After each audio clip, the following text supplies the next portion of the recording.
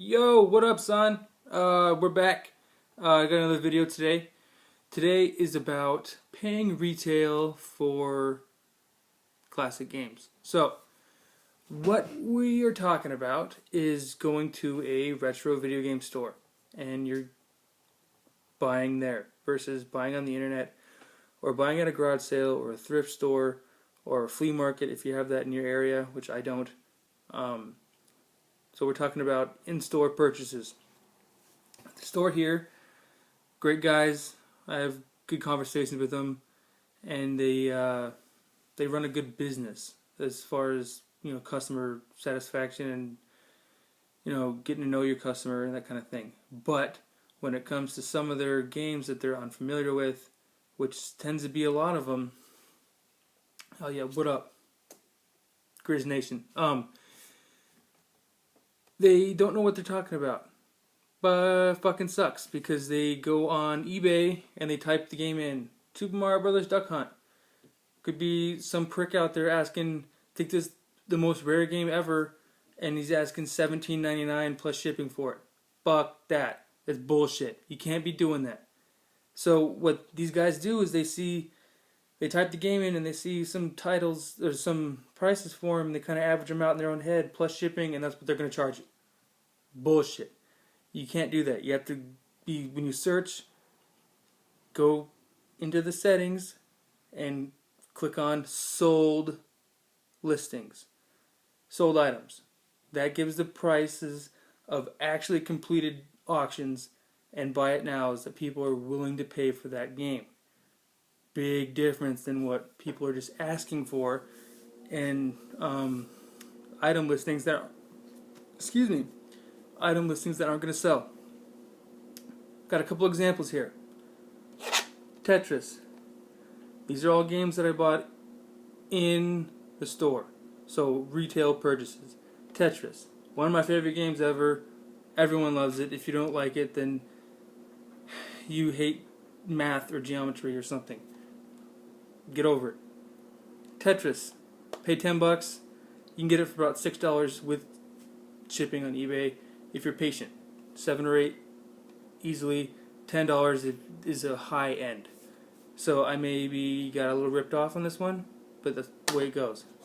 Same with Dragon Warrior. Also paid $10. It's also around a $6 to $8 game. So I paid a little bit more. But the thing with these two games is I did get to bring them home that day. That's something you have to keep in mind. It's a if you want a game but you don't need it right away, you can wait for the eBay shipping. But if you I'm just jonesing for a game, I want something new, I want to play something, it's a weekend, got nothing to do, or I got friends coming over, we got a retro game night, yeah, absolutely, go to the store and splurge a little bit, that's totally fine. But keep in mind, whatever you're going there to get, have an idea of what these games are going for. In another video, I'll show you an app that I use that was recommended by NES Complex. He's a great, I've talked about him before, great YouTuber. And that's where I kind of know the prices of my games, but also eBay is also a great way to go through the sold listings. Now, a game I did well on, this is Metal Gear. Very first one, it's difficult as shit, but it's still a classic. I also paid $10 for this one. This might be a situation where just searching prices may have hurt the store. The auctions could have been right around $10, and that's what he went for. This game usually goes for like $12 to $16 on eBay. So maybe I got a good deal that day, or maybe he was just, being nice because I'm in there a lot, so he's trying to give me a good deal. Totally could have been the case. Now, in this situation, I got two games. Bubble Bobble and Little Mermaid. I know, it looks like I'm 6 years old, doesn't it? Yeah, it looks like how cute they are. Come play with us. And Little Mermaid, I'm sure you guys are both think I'm fucking bullshit with these games. I'm telling you, this game with two people is so much fucking fun. So much shit talking. And this game, it's a Capcom game on the NES. They're all so good, you guys. Trust me. Little Mermaid is dope. Anyway, these two games. Not paid. what the store was asking. They're asking $28 for this one and $13 for this one. $13 is about the right price on eBay for this with shipping. This one is more around $20, so this one was a little higher. It's a little more obscure game. I would say it's probably uncommon, I guess you could call it. Not rare, but a little harder to find. So what I did is I said, you know what, I'm interested in both of them. Can you do $35 for the two? He thought about it for a second. He said, yeah, I can do that. So it would have been $41 and I paid $35. I saved $6 just by asking. So if you're uncomfortable with the price, don't pay it. Like if they're not willing to budge, move on to something else. You know, it's up to you to. The worst thing they can do is say no. So do yourself a favor and try to save money when you can. Another thing is, in Montana we don't have sales tax, so I didn't have to worry about that. Wherever you are, there probably is. I think it's only here in Oregon where there's no sales tax. Shout out to the Ducks as well.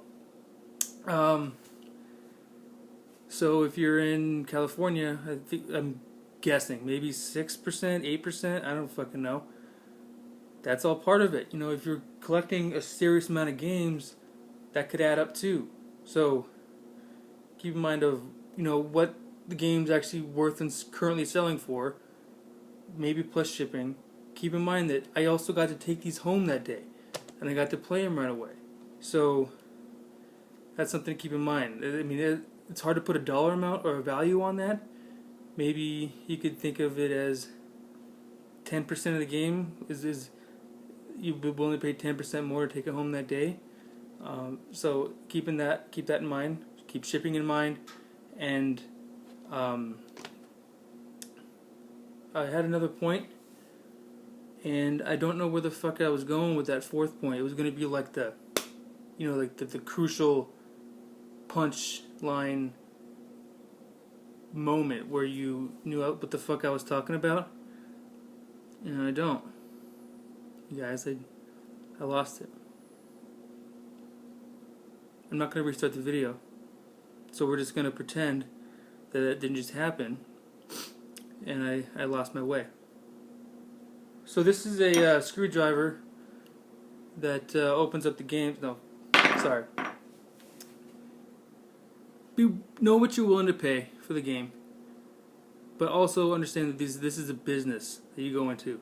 They need, at the end of the day, they're the ones who aren't collectors. They're the ones who are providing these games for us. So be willing to work with them, and usually they'll be willing to reciprocate and give you a good deal. If you're a regular in there, then even more so. So I wish you guys good luck, and just for the record, Little Mermaid, she's probably going to be the topic of our next video because of this. This little bubbling here, that'll be explained. So, that was paying retail for games. Peace from Montana.